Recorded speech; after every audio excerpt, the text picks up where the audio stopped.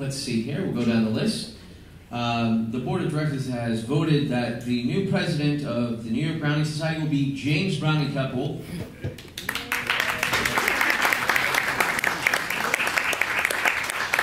Our newly found vice president will be Anita Taub, who you met, not to guess. Our recording secretary, also Nancy McCall, that you met, not to guess. Our corresponding secretary will be Bob Griffiths, which is also our featured speaker today, formerly our president emeritus. The treasurer will be Tandy Cronin, and we have elected as our directors at large Gordon Barrows and Jean Beerhurst. Now, I spoke towards a horrible bear attack in Alaska. But Stephen Downey is healthy, and he will be back with us as President Emeritus. Ladies and gentlemen, in his stead, let's give a round of applause for Stephen Downey, the new President Emeritus, serving 9 years as President of this beautiful society. So we have a couple of agenda points. One of them is, let's see, I don't know what it says on the program in that order. Plans for growth. Okay. So, what I'm imagining the New York Browning Society to become into is something that transcends us. We've already been involved for 108 years as a literary society, which is pretty impressive. But how do we get to that 208 years is really what I'm addressing. Now, a lot of people are very interested in talking about the poetry of Elizabeth Barrett Browning and Robert Browning because, as we know, it is in the subconscious of a lot of the things that we see and do and are presented with, whether that's television or movies, whether it's the Pied Piper of Hamelin or How Do I Love Thee. It's deeply ingrained in the subconscious of America. In fact, during the 1900s, there was over 120 Browning societies in the United States of America alone. So we're discussing the possibility of adding nightly meetings in addendum to what we already offer in the program to entice those 9-to-5ers who just sadly can't make the programs at 1 p.m. And we're looking to bring some new, young, talented lecturers for that to get some new blood into the society. Now, in this day and age, with the movements and the ideas that are going along in this current culture and society, we're looking towards moving away, not necessarily as a focus from Robert Browning, but towards Elizabeth Barrett Browning and their love. Elizabeth Barrett Browning is one of the most... She probably, I would characterize her as one of the big first feminist voices, and that was highlighted in our program with Dr. Heidi Jawad earlier this year. Susan B. Anthony kept a copy of Elizabeth Barrett Browning's Aurora Lee, and in fact donated it to the National Archive with the inscription that this was the greatest inspiration that I've ever had in my life. And she signed it to Elizabeth Barrett, so there's a little contention, I suppose, towards the Browning element. In fact, I heard that they were at a party together and she just refused to meet Robert.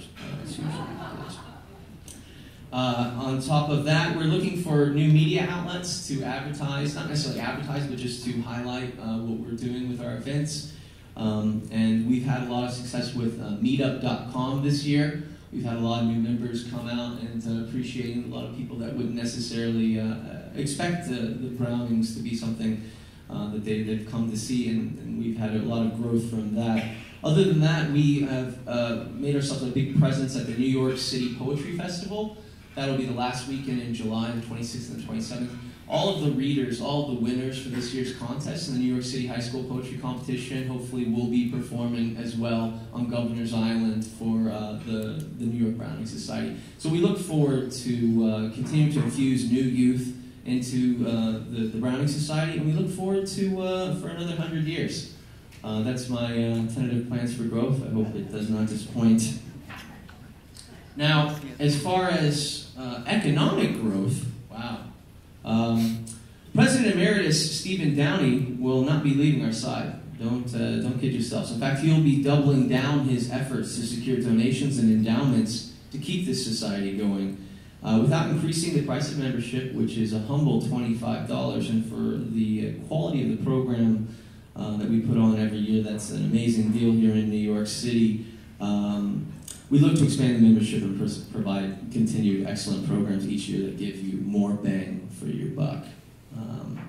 Now, in regards to the highlights of this year's program, we started out this year a month early with a special meeting from the former president of the London Browning Society, Dr. Scott Lewis, whose book, Boundless Life, a biography of Andrew Armstrong, saw a thrilling story of one man who created a cathedral to the Brownings in the flat plains of Waco, Texas, at Baylor University. This inspiration called upon myself personally to pilgrimage later that month to the Armstrong Browning Library, where I was left open-jawed at the pure brilliance of what he had created smack dab in the middle of Texas. A true testament to the undeniable strength of verse from the couple that is fortified in stained glass and a beautiful Italian palazzo architecture. If you never wanted to go to Texas to see such a marvel and exquisite academic resource for the Brownings and to the Brownings, then I recommend you buy the book. Much cheaper than the airfare rental cars anyways. In November, we saw, speaking in third person, Mr. James Kepple speak towards the haunting relationship Browning had on Ezra Pound, and how that change contributed to the formation of some very notable Nobel Prizes in modernist literature. Now, January is always a highlight with the kids, and I had already mentioned this earlier. It's really something else to have. I'd like to give a round of applause. These are the Gramercy Arts High School kids in the back table right here. Let's give a round of applause. They come out every year and provide some of the most moving poetry that I've ever heard. It's really a thrilling, experience to see what they put together every year. February, once again, I spoke towards Heidi Jawad. He explored the relationship between Elizabeth Barrett and Susan B. Anthony, it was quite the influence. March saw our new member, Mrs. Laura Clark, who is pursuing her PhD in Browning, speak towards the success and failure. How Robert Browning was a very interesting character. So he started off as a what do they call him? A pretentious kind of asshole genius, right? He had learned so many languages by the age of 11, and it started writing poetry. His first book of poetry was actually burned. Then he later wrote an anonymous book of poetry, which was found later. But he went into the plays. He went into the play field, and he wrote some really immaculate plays. I'd like you to check them out. But most people consider them failures, failed attempts at writing for the modern theater. But that shaped the creation of the dramatic monologue. Miss Laura Clark really delved into that relationship. I still strangely am in the camp that we should put on a Browning play, and we'll put it on the back burner. But I think a Browning play is in the works. Laura personally remarked to me as she's finishing her PhD, that her life is simply a prayer to the career and life of the writer Robert Browning, which was very inspiring. Now, to close the circuit was Professor Elizabeth Sokolow. Last month, she tore the stage down. She presented Brownings, the first celebrity couple. It was an amazing lecture. Give a round of applause for Elizabeth Sokolow, who's joining us today. I think it's funny because if you're into the Beatles or Yoko Ono or John Lennon or any of that, but they actually did portraits of themselves as Robert and Elizabeth and referred to them as Bob and Liz in their own home. So if you've ever heard the John Lennon song, "Grow Old Along With Me," that's a Robert Browning poem. So the extent of their inspiration, it continues, and we'd like to have a healthy growth process in expanding and extending the outreach for this society. And I'm glad to be on board, ladies and gentlemen. Thank you very much for having me.